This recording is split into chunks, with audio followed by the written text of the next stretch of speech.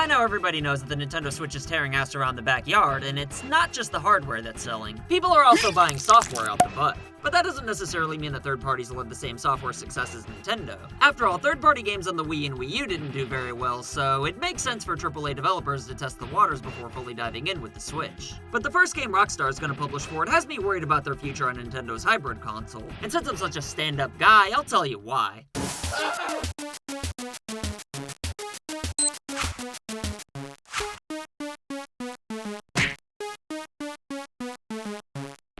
Like I said, third parties wouldn't be so hesitant to support the Switch if it wasn't for the Wii and Wii U's hamburglar monkey asses scaring everybody off. Whether it's because the Wii's casual fanbase and vastly inferior graphics, or the Wii U not having a fanbase at all other than me, I'm not entirely sure. However, the Nintendo Switch's graphics are much closer to even the PS4 Pro and Xbox One X than the Wii was to the PS3 and 360. And for most people, the graphical differences are fairly compensated by the fact that the Switch is portable. And not to mention that people who actually play video games are the ones the Switch is being marketed towards, as opposed to grandmas and my Uncle Terry. And it's for those reasons that I feel confident in saying that most AAA developers will be pleased with the results they'll receive from the test games, even if the tests are just older ports from last generation. And Bethesda seems to share the same confidence that I do by releasing Doom, Skyrim, and Wolfenstein 2 within the Switch's first year. And while I think it's questionable for Capcom to test the Switch by re-releasing Resident Evil Revelations for the 30th time alongside Revelations 2, Rockstar's choice to go with LA Noire as their guinea pig has me more worried, cause that's a company that pretty much every Switch owner wants support from. I know LA Noire is also being re-released for the PS4 and Xbox One as well, but that's a huge part of where my concern comes from.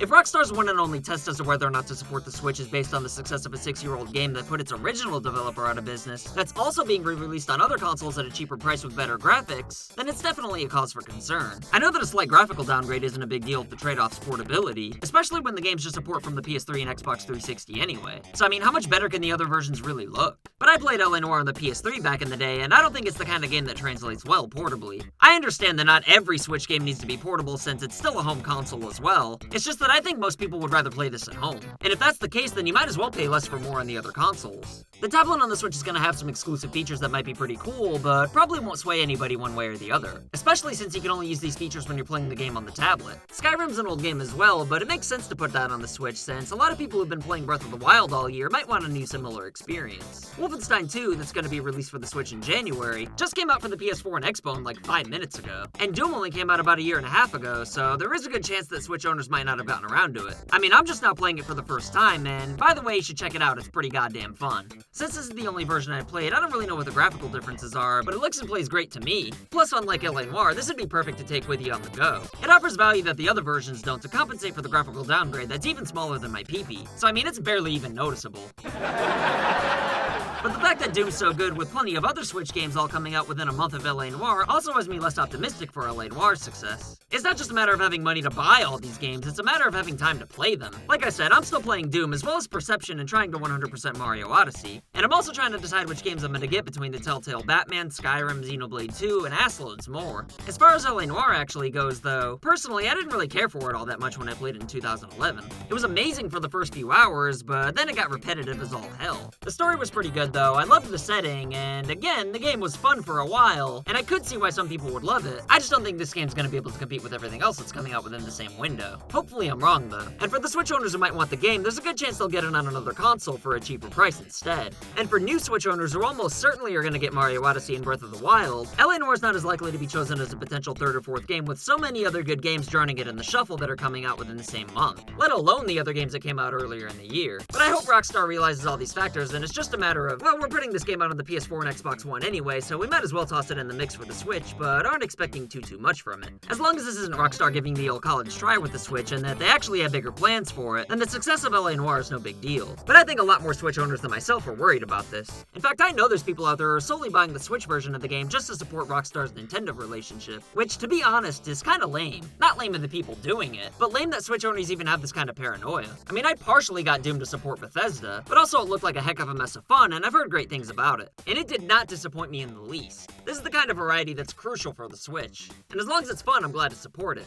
But Doom's a much better test game for the Switch than LA Noire. Doom has inferior graphics to the other versions, but you can take it with you on the go. And the fast-paced gameplay's perfect for that. But portability doesn't really add that much to LA Noire unless you're about to go to town for a while. I mean, it wouldn't be bad to play in handheld mode, but it needs your undivided attention for longer periods of time than Doom. And also, in addition to being a great portable game, Doom wasn't just released on other consoles like LA Noire. My point is that I hope people people who buy LA Noire for the sake of supporting Rockstar end up liking it. Most people probably will. I mean, it's a very well-made game, even though I didn't really care for it. But it's kind of weird to think of buying LA Noire as donating to some sort of Rockstar Kickstarter, with LA Noire being a reward for the minimum $50 donation. For the most part, it's Nintendo's own fault that third parties are being so cautious. But this is one case where I think it's possible that with all the factors I mentioned, from the game being 6 years old, the fact that it's also going to be released for the PS4 and Xbox One at the same time, and because there's tons of other good Switch games coming out in the same month, that LA Noire might not do very well. And again, that could potentially mean Rockstar going on a Switch hiatus, just like butthole EA. After all, EA didn't take any factors into consideration, like making sure your game's actually good before releasing FIFA 18 for the Switch. And after the game obviously didn't do well, EA's backed out of Switch development indefinitely. EA put the same amount of effort into FIFA 18 as a new hire showing up to a job without a uniform will high on Jankum. I've said in another video that I think Nintendo's better off without EA if that's the kind of effort they're gonna put forth. But I'm sure Rockstar actually tried with the Switch version of LA Noire, even though it's just a port of a game from 2011. The same concern could be had for Capcom with Resident Evil Revelations, and while I do want Capcom to support the Switch, and I do think they're butt doctors for not releasing the Disney Afternoon and Second Mega Man Legacy collections on the hybrid console, Capcom doesn't make Grand Theft Auto, so I'm not as worried about them abandoning the Switch as I am with Rockstar, especially considering that Capdog has a long history with Nintendo and they're more likely to stick around if their test game flops as opposed to Rockstar.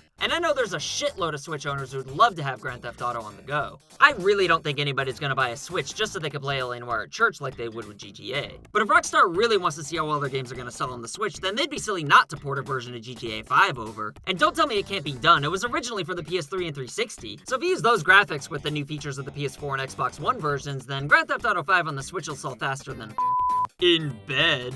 I'm sure the file download would be huge, but it'd definitely be worth it, and I guarantee that plenty of people would buy a Switch just to have this. People like Vice City Stories on the PSP, but imagine a full version of Grand Theft Auto 5 on the go. And I'd go an ass hair further to say that people would definitely buy GTA 6 for the Switch, even if it was considerably scaled back. I'm sure a lot of people would rather play it on their 4K TV with, say, an Xbox One X, but the idea of being able to take it with you wherever you want, albeit at a lower resolution, is pretty damn appealing. In fact, I bet there'd be a lot of people out there who'd buy both versions of the game, much like if it were on an exclusive handheld. Just like how people used to buy watered-down ports of NES or even Super Nintendo games for the Game Boy just to be able to take it with them to the milk store. Except with GTA 6 on the Switch, you can take it with you wherever you want and play it on your TV. I have no idea when Grand Theft Auto 6 is even supposed to happen, but we all know it's inevitable. And if I were Nintendo, I would do whatever it took to keep Rockstar around just to have some kind of GTA presence on the Switch, even if it is just 5. I'd even go out and buy all the copies of LA Noire myself if I were Reggie-san and just tell Rockstar all the sales were organic. And don't forget about the Red Dead series, plus a new Manhunt on the Switch would be badass. But if LA Noire sells poorly, this might never happen, and it wouldn't even be the Switch's fault. What do you think though, are you getting LA Noire? And if you're getting the Switch version, are you doing it just to support Rockstar, or do you truly want to play the game? Let me know down below and I'll pin the most entertaining comment. If you want to help this channel build some street cred, then don't forget to like and share this video. And if you're super badass and cool like I'm sure you are, then why not go ahead and subscribe while you're at it. My name's Cameron and I'll see you next time.